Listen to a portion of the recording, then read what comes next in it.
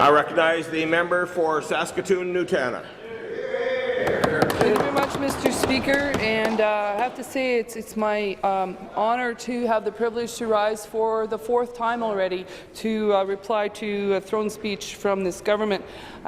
It's a bit of a deja vu feeling, Mr. Speaker, and I kind of was wondering why, but as I read through the throne speech, I realized that much of it is just, as our leader would say, rinse and repeat. There's a lot of repetition and a lot of re-announcements in this particular throne speech that, as I feel, actually leaves a lot to be desired.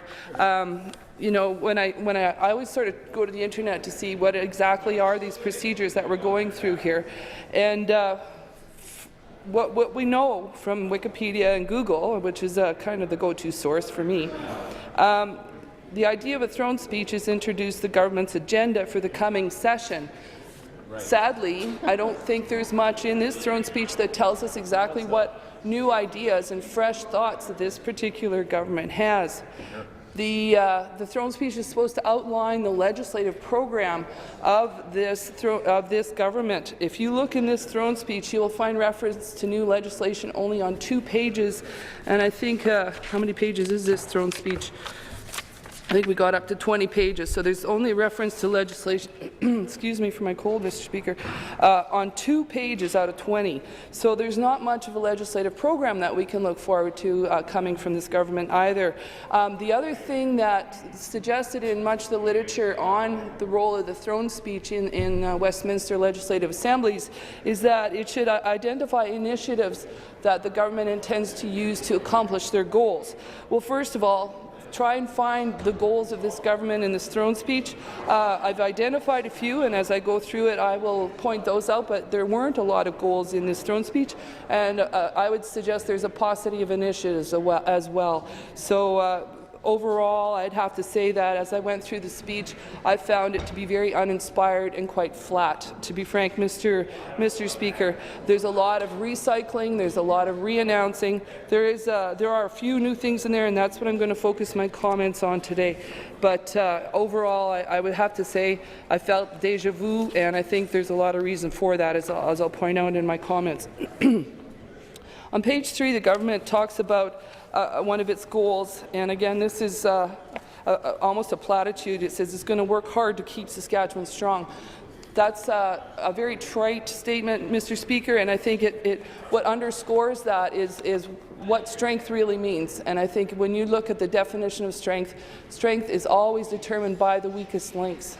And this throne speech doesn't talk very much about the weakest links that we've certainly identified and what we were looking for in the throne speech, and I'll get into that as well. For example, little to no mention of our northern communities and the struggles that they're facing right now with lack of infrastructure and lack of economic support.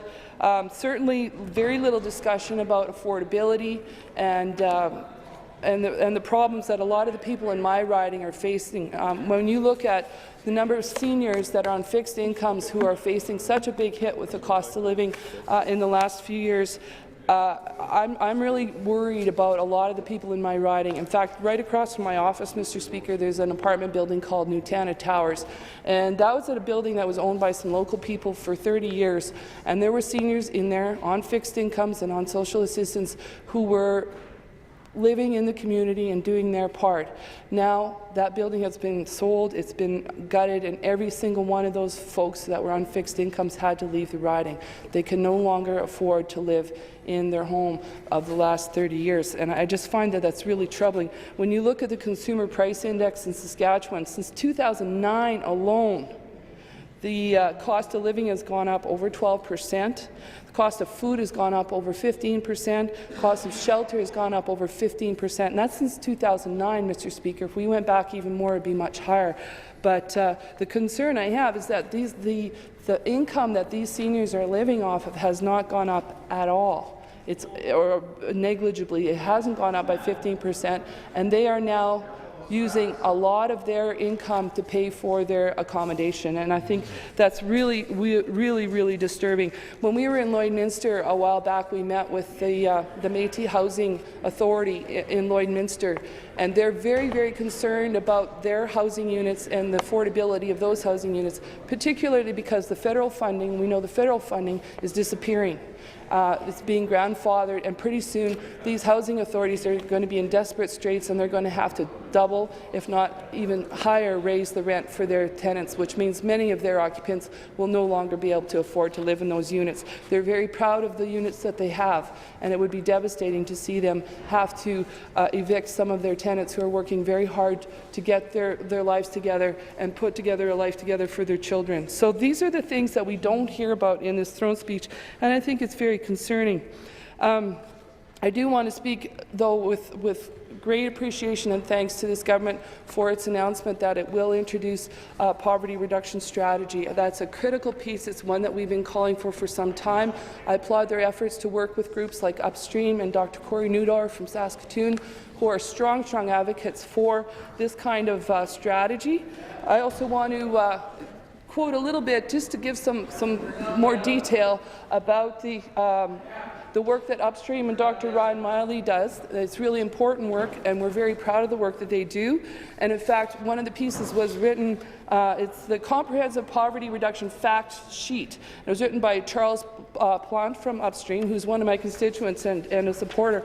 And there's a number of targets that we want to see, and I'm just putting this on the record, Mr. Speaker, so that when our minister comes out with this reduction strategy, we're going to see the right elements in it, because that's what we're going to be watching for now. We want to see, first of all, targets and timelines. That's critically important to any successful strategy. Secondly, it must be comprehensive. Thirdly, it must involve the community. Fourthly, it needs to be unique. Fifthly, it needs to be nonpartisan, and sixth, it requires a commitment. And so those are just some of the basic facts. There's a lot of really good information out there on a poverty reduction strategy, but obviously, number one is affordable housing, and that's something that I think we have seen this government fail in miserably, and there's really not a lot in this throne speech to give me any confidence that we're going to get anywhere there. Another goal that they've introduced that I found was very interesting. Actually, it's an old goal that's reintroduced. That's on page 4 of the speech. It says, to help me meet my government's goal of doubling exports by 2020. That's an old goal, but there's a new incentive. And interestingly enough, Mr. Speaker, it's a new growth tax incentive tied to the creation of new jobs. If it had stopped there, it would make a lot of sense, but no, it goes on to limit this tax incentive only to manufacturers and processors who are expanding their sales outside Saskatchewan. And what this is in stark contrast to, Mr. Speaker, and directly opposite to actions of this government in another area, and that's the film employment tax credit, where we had manufacturers of film and processors of good cultural products who were creating jobs in Saskatchewan and expanding their sales outside Saskatchewan, and this government yanked the carpet right out from under an entire industry. We are hearing stories of people that have now had to move away. There's a lot of people in Saskatchewan who are trying to find work elsewhere, but they're overqualified, and this is a weird thing for this government to do, is to focus on specific groups like manufacturers and processors, when they did the complete opposite to an entire industry in the film industry. So I think this is something that's really concerning.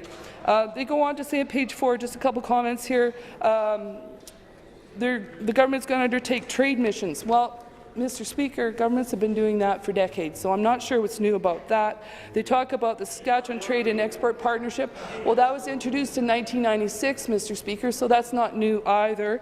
They say they're going to encourage railways to make railway capacity a priority. That hasn't worked too good for them so far, Mr. Speaker, but let's hope that perhaps the cheerleading will get a little more enthusiastic, and we see some changes in the ability of this government to change the mind of the railways. Something I'm looking forward to is the strengthening in the short line network. We're certainly looking forward to that and hope that that is successful. Also, which something I'm supportive of, and I think we want to work with the government on this, is to enhance rail linkages to Canada's coastlines and, of course, to the United States. And that is definitely something we need to do. On page 5, the government is talking about continuing working to reduce international trade barriers such as the country of origin labeling. We've seen some progress in that area, although that's at the good work of the folks, the farmers and the producer community. So again, we want to see that happen, but this is not anything new, Mr. Speaker. The throne speech talks about opening up trade between provinces, but I know that one of the things we called for prior to the throne speech being released was more of a focus on proper procurement policies and not necessarily the lazy procurement policies that this government has, where they just give the contract to the lowest bidder. There are a number of different ways that we can improve our procurement, and this throne speech doesn't even address some of those concerns. We have a new body. It was introduced in September, actually, prior to this throne speech. It's called Priority Saskatchewan. This government really likes to create agencies with the Saskatchewan tag at the end. So we all remember Enterprise Saskatchewan. We now see Tourism Saskatchewan, which took over from a very successful tourism agency. And now we have Priority Saskatchewan, which is going to lead a cross-government review of tendering practices. So again, looks good on paper. We'll have to take a look at and see whether or not that is going to be as successful as Enterprise Saskatchewan, for example. Page 6, in terms of a skilled workforce, we do support the initiatives in the adult basic education services, and we want to totally support the increasing the number of seats of ABE, adult basic education, and we are looking forward to seeing more Saskatchewan people getting the training they need to be responsive to the needs of the workforce and the job deficiencies that there are. There's a lot of talk about P3s on page 6 and 7. We've been on the record often saying we need more accountability in this process. We also know that this is a way to defer debt, and with a government that is spending record revenues, we wonder why it's necessary to defer debt in the way that they're doing with our schools, our highways, and our long-term care facilities. So that's really, really concerning, Mr. Speaker, that tendency of this government to defer debt in the P3 process. Another recycle that we find on page 7 is the reintroduction and expansion of the Saskatchewan Infrastructure Growth Initiative. This is again something that we support and are pleased to see that it being expanded to some First Nations who are positioned to take advantage of that. So that's something that is positive, although it is again a recycle. On page 8, they talk about private liquor stores, and it's been interesting to hear some of the members opposite wail and gnash their teeth about the scary fact that we actually might put some money into a liquor store. And what's scary about that, Mr. Speaker, is that their thinking stops there. And what they fail to do the math about is that every dollar that's invested in a liquor store actually brings extra money into the coffers. So the thinking is extremely flawed on the part of some of the speakers previous to me, and we know that the liquor stores have been very profitable and have brought lots of revenue to the province to deal with things like hospitals, infrastructure, and also addictions treatments. So the thing that's scary about all this, Mr. Speaker, with Halloween coming, as the member opposite mentioned yesterday, is that the math is simply not being done by some of these members. We are saying SLGA is appropriate, but it needs renewal and it needs renovation, it needs modernization. But to throw the baby out with the bathwater, to throw away good revenue, is something that doesn't make any sense at all. In highways, we don't see any new initiatives except the fact they're evaluating a proposal from SARM. So we'll wait and see how that goes. In efficient government, there's no new initiatives. In healthcare, there are no new initiatives. And one thing I do want to speak about a little bit, Mr. Speaker, is the comment about we need to do more to help people dealing with mental health and addiction problems. And what I really want to share is a story outdoor knocking the other day. I came to a home of a woman that I actually have met through through music, and I said, "Do you have anything you want to talk to me about?" And she said, "Actually, I do." And she's the mother of a young man who has schizophrenia. And we talked for about half an hour about her situation, and her advocacy groups are suggesting talk to your MLA whenever you get a chance. So she told me her story. And I can tell you, Mr. Speaker, that illness has destroyed that family's ability to enjoy life in any way, shape, or form. As parents of an adult son with schizophrenia, they do not have any respite whatsoever. They are constantly on alert for their son's health. And one of the phrases she left me with, and this haunts me today and will continue to, is the fact that she says, "We have to endure in silence." And Mr. Speaker, that's not a strong Saskatchewan. That's not a Saskatchewan that we want to leave people suffering these kinds of daily lives. And I look to this government and plead that this government will take account of those sort of situations that people with mental illness and mental health problems in their families are dealing with. We know that the 10-year Mental Health and Addictions Action Plan is coming forth soon. We're looking forward to that, and we're looking forward to a swift and efficient implementation of the recommendations in that plan. We do see some of the new legislation coming forward on page 10. There's things to strengthen patient privacy, modernize the organ donation and transplantation processes. We support those initiatives, Mr. Speaker. We do wait to see the legislation itself to see if it meets the goals that are going to be dealt with. But on the health care front, we're not seeing really anything that we called for in the throne speech. We don't see this government getting rid of John Black and Associates, despite the scathing criticisms that senior leadership in the health industries are raising. We asked to close the Kaizen promotion offices. No sign of that happening. In fact, they're still hiring translators, Japanese translators, to help with that specific language-specific aspect of lean. We are looking for a way to deal with waits, the extra long waits in emergency rooms, the short staffing, and overall, I think, Mr. Speaker, we were really looking forward to initiatives and goals and objectives dealing with the plight of long-term care in Saskatchewan, and it barely rates a mention in this throne speech, so very disappointing. Education, there are no new initiatives there. We had called for more educational assistance and inequities, addressing the inequities for First Nations children in schools, and that's really disappointing that we don't see more in the educational front. In innovation, there's a mention of the carbon capture and sequestration project down at Boundary Dam 3.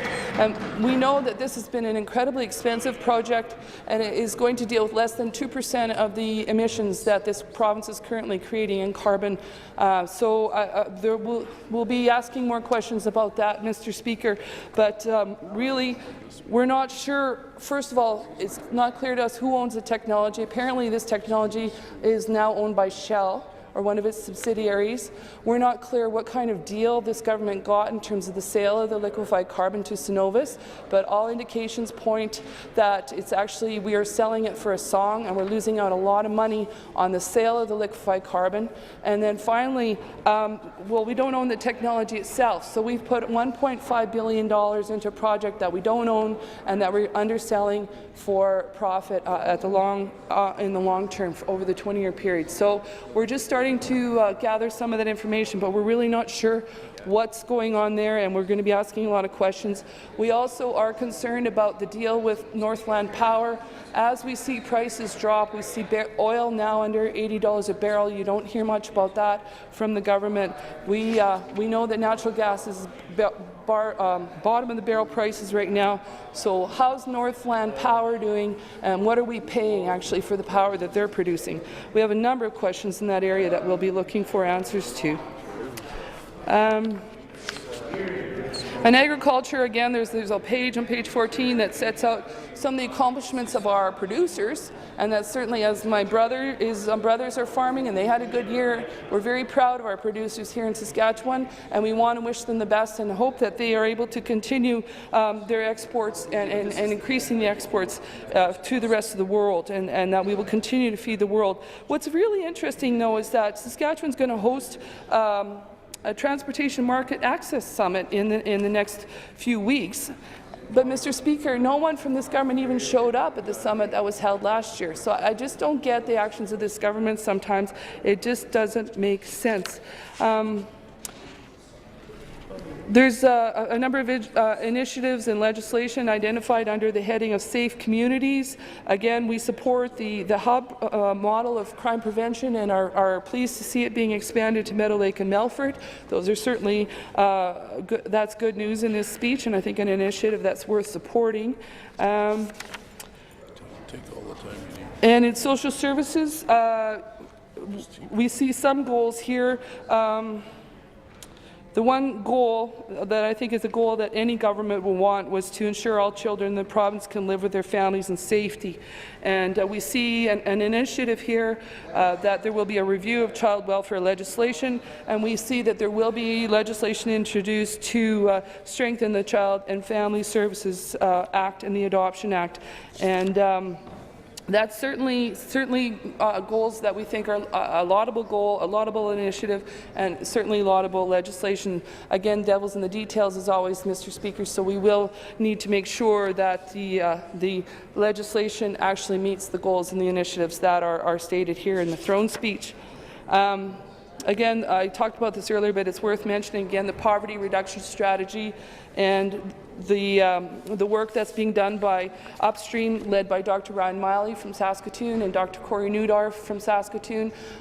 These folks are doing some really exciting work, and I'm pleased to follow the work of Upstream, and I think that's the leadership that we need to see in this province in terms of health strategy and poverty reduction strategy. Where the rubber hits the road, Mr. Speaker, is once the strategy is complete. I don't think the minister is going to need a lot of time because the research has already been done by groups like Upstream and a number of other groups.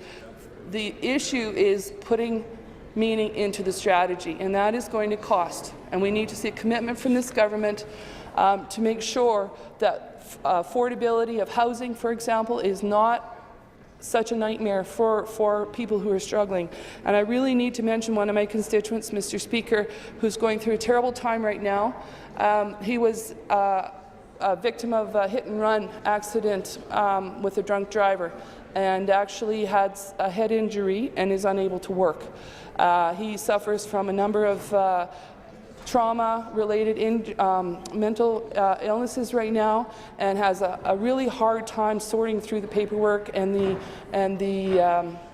bureaucracies and the administrative work that has to happen in order to access the programming that he's eligible for. But what I found out when I actually went with him to apply for the SED program, because he was so anxious and scared of being in a crowded place. So I actually went through the SED application with him, and I have to tell you, Mr. Speaker, as a fairly literate person who is in fairly good health and can basically understand forms, I was overwhelmed by the requirements that the SED program placed upon this individual. I was overwhelmed by the fact that his social worker barely had time to help him fill out the form, and that she was clearly under the gun to deal with a number of other clients. So he was not getting the help he needed, and I was aghast to find out that the maximum benefit available to him under the SED program was $1,200 a month. His rent is $1,000 a month, Mr. Speaker. And that's the reality that a lot of people under SED are living with, and I think, as everybody knows, social assistance figures are even lower. So if you look at any of the poverty reduction strategies that are out there, number one is a decent wage or decent living costs. And I think that's something that this government needs to take a serious look at if they truly want Saskatchewan to be strong. We see billboards, and yesterday my colleague from Saskatoon Centre referenced a cartoon with our premier featured in the cartoon, and there was an individual called him Poster Boy. And we're starting to see a lot of Poster Boy posters up now with these large billboards all over Saskatchewan. In Saskatoon, we don't see pictures of our Saskatoon MLAs like the member from Saskatoon Southeast, but we see big posters of Poster Boy who is featured strongly and prominently throughout our city. So I don't know what the message is from the Sask Party to the voters of Saskatoon, but maybe it's that you don't vote for the MLA, you vote for Poster Boy. I guess that's the idea, that they might be ashamed of their MLAs maybe, and maybe they just want them to focus on their leader. Not sure. In terms of the environment, which we find on page 18, there's again a mention of the Boundary Dam project, which again, as I said, is dealing with less than 2% of the emissions from this province. So $1.5 billion for less than 2%. We know that Alberta has rejected carbon capture and sequestration because it's too expensive. We know there are other ways that are available to reduce our carbon emissions, but carbon dioxide emissions, CO2 emissions, but there is absolutely nothing in this speech from the throne that deals with any of that at all. And what was really strange, my sense of déjà vu really came out on page 18, Mr. Speaker. And there's a quote at the bottom of page 18 that seemed really familiar to me, and I'll share this quote with you. It says, quote, "In the coming months, we will adopt a new results-based regulatory model that will improve protection of the environment and promote innovative management tools, including the Saskatchewan Environmental Code." Now, why did that sound familiar to me, Mr. Speaker? Well, we did a little search, and we found this language in a news release from this government from April of 2009. That's 5 years ago, and it says, Saskatchewan is adopting a new results-based model for environmental regulation that will improve protection of the environment while promoting innovative new tools in environmental management. Mr. Speaker, that's 3 ministers ago, that's 5 years ago, and we still don't see anything. In the 2009 speech from the throne, quote, "In the coming months, my government will move forward with plans for a new environmental regulatory framework." End quote. Well, Mr. Speaker, thank God I'm not holding my breath, because I would have exploded by now. This is shameful, Mr. Speaker. And with the chirping from across the way, you think they're proud of this fact, that they cannot get their act together and they cannot possibly introduce something that they've promised for 5 years. You got to wonder what's going on over there, Mr. Speaker, and I don't think there's a lot of competency in the environmental area. It's just disappointing, and I think it's disrespectful to the people of Saskatchewan. We see again on page 19 a mention of a priority issue for the Saskatchewan Water Agency in terms of drainage. They're thinking of a new initiative introducing regulations to govern drainage. Mr. Speaker, this has been an issue for 5 years as well.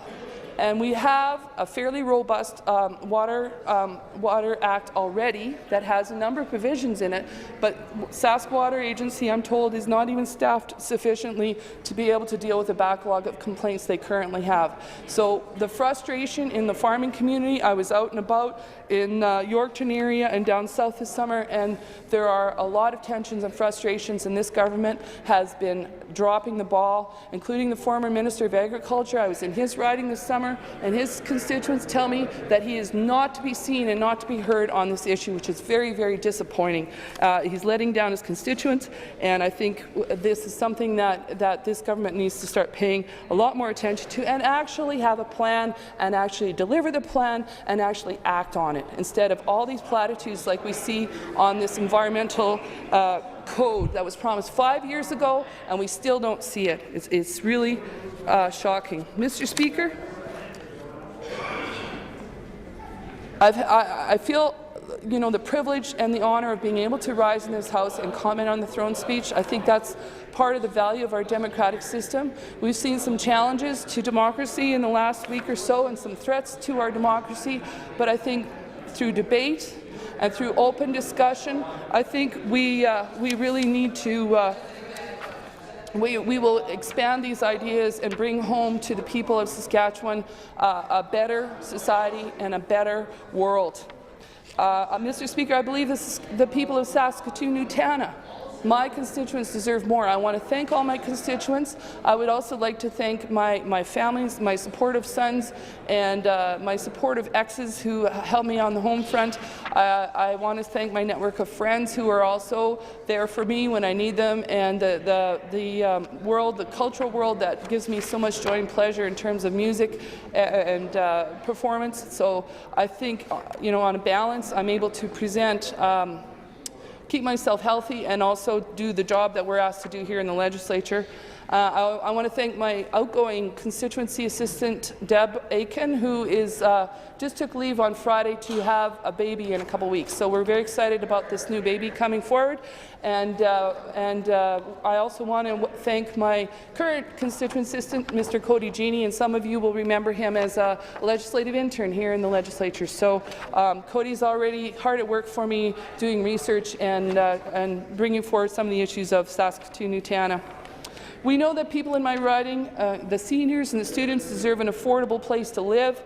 Parents deserve accessible and affordable childcare, and my low-income constituents deserve to find housing that doesn't swallow up more than half of their income. They deserve wages that allow them to put their kids in music lessons, to buy the medications they need, and to put healthy food on the table. Mr. Speaker, we can't talk about how strong Saskatchewan is until we know that no child or senior is living in poverty, that hardworking people are earning decent wages in a safe work environment and they can afford to buy their own home, that schools are not overcrowded, and that seniors will live out their golden years in respect and comfort.